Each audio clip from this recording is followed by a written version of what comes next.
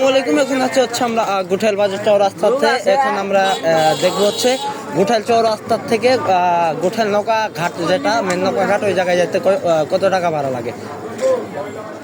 আসসালামু আলাইকুম। ওয়ালাইকুম সালাম। চাচা ভালো আছেন?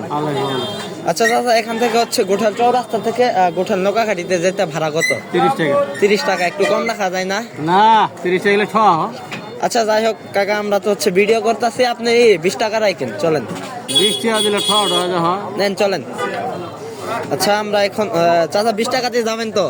যাই লাগবো কি করব। আচ্ছা আমরা এখন গুঠাইল নৌকা ঘাটিতে যে কন্টিনিউ করি। আচ্ছা এখন আমরা রিক্সায় আছি, দেখি টোটাল গুঠাইল নৌকা ঘাটি যাইতে কতক্ষণ সময় লাগে। আপনারা ভিডিও কন্টিনিউ করুন, দেখতে থাকুন।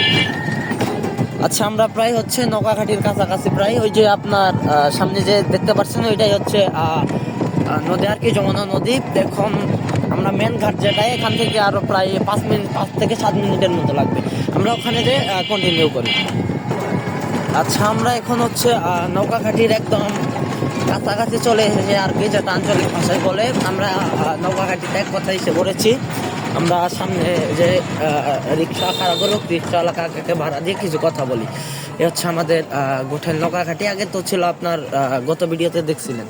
আচ্ছা আমরা নামে সামনে নৌকা ঘাটি, কাকাকে ভাড়াটা দেই। কাকা